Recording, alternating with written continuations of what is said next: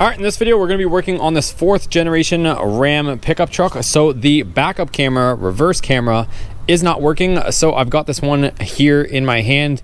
We bought it off Amazon for an affordable price. So we're gonna replace this. I'm gonna show you guys what my camera is doing currently. Then we'll get into the replacement procedure. And hopefully at the end of this, it will be back in order. So let's get started. All right, so we're gonna hop in here. This is a Ram 1500 Eco Diesel Laramie. Let me show you guys what the reverse camera looks like currently. So if we pop this into reverse, you're gonna see my camera is looking like that right now. So it's looking all distorted. Sometimes it works, sometimes it doesn't, but it's starting to not work more often than it works. So we're gonna go ahead and replace this. Camera is just a million years old at this point. This vehicle is a 2016 and it's lasted this long. So let's go ahead and get into the repair. So we're at the back of the vehicle right now. You can see here's our reverse camera. Mine almost looks like it's got some condensation inside of it. It's a factory camera as far as I know. So we'll open the tailgate and we're gonna see a series of Torx screws on this back access panel. So let's remove those so we can get access to our camera. Okay, so we got a T30 here. So we'll go ahead and start removing all these Torx. So with those all removed, we can remove our access panel and put it off to the side for a minute. And here we go inside. So you can see here's a connection to our camera, and our camera is right there. So what we're gonna do is, I can see there's a little clip here that holds the connection on. So if we slide it off, let me show you guys the actual tab. So right there, we got this little latch. There's only one latch on it, slides off. If I can, I'm gonna try to just replace this here without taking off the whole latch, which looks like we can. So I'm gonna go ahead and find out what Torx bit that is. Camera's held on by 2 Torx bits, and it looks like we can just slide it out right there. All right, so I've got a little T20 on one of these little ratchets. If you don't have one of these, I'll link it down below. They're pretty handy. So we can get this little ratchet in here, no problem. And we can change the direction as well, so. I'm gonna go ahead, remove these 2 screws. Once I get the screws out, I'll show you guys me actually removing the camera. Hopefully it's not too difficult. All right, so that one's just about out.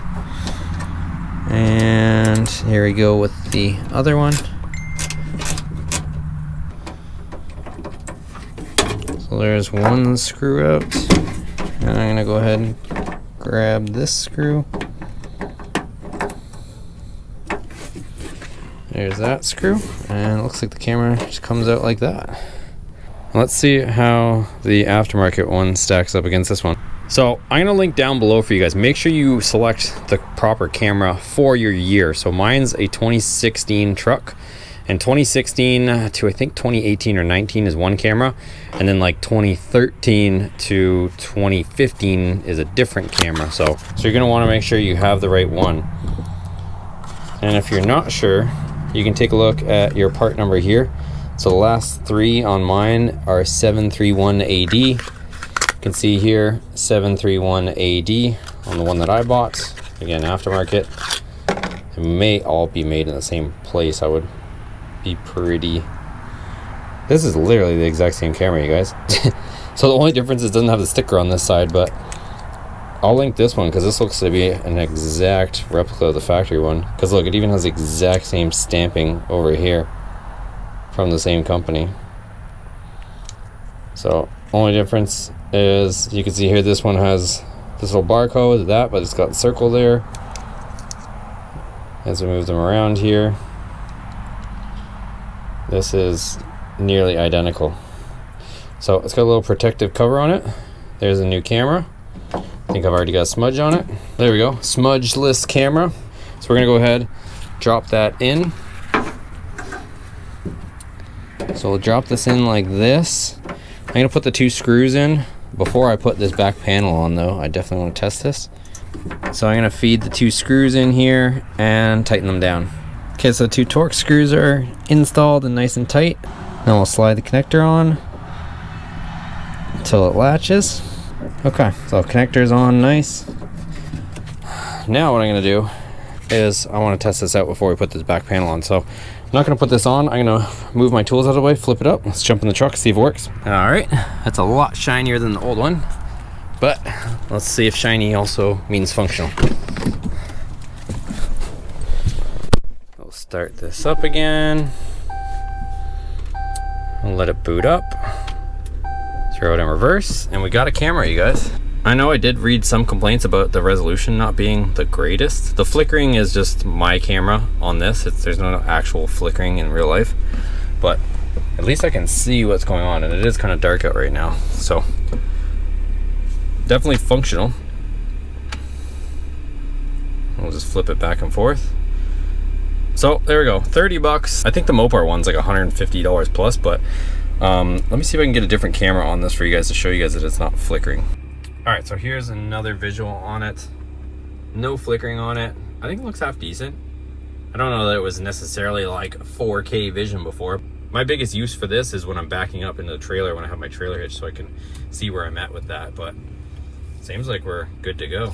All right, so the one thing I'm noticing that's kind of annoying is when you turn the steering wheel, normally these two lines here would move with the steering wheel, and they're just staying dead straight. So it's almost like this one doesn't work with the system. Like if I back up and I'm turning the steering wheel, those lines aren't moving, which not the end of the world, but it is kind of nice to have that.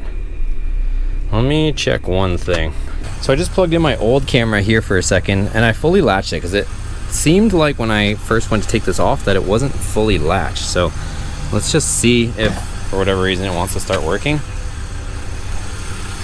Maybe I can at least show you guys that those lines aren't moving as they should be. So throw it in reverse. Oh my god, so now it's gonna work. Let me turn off the rear parking sensor so I'm not screaming. But watch, if I turn the wheel, see how the lines move with the steering wheel? And they don't with the aftermarket one for whatever reason. So I don't know if it's just a loose connection, but I'm gonna go ahead and put the old one in since it works and the lines move the way they should. All right, so OEM camera is back in there. We'll discuss at the end of this video which one you may or may not want to go with, but this is gonna be the same procedure regardless. So now we'll get our backing plate, we'll install this and put in our T30 Torx. Okay, so the access panel is back on and the job's done. So the replacement's gonna be the same. The biggest question you guys are gonna have to answer for yourself is, do you wanna save a little bit of money and not have the lines being active and move when you're backing up? It kind of gives you a little bit of a prediction as to where your tires are gonna land when you're backing up. Or would you rather save that money and just get the camera that it doesn't work? So either way, I'll give you the options down below. I'll link both the factory Mopar camera as well as the aftermarket one, which does work. It's just the lines don't move with your steering wheel. So whether that's something that you guys care about or not, either way, if you guys found this helpful or informative, make sure you give it a thumbs up. Subscribe if you haven't already. Check out the other videos on this channel. We'll see you guys on the next video.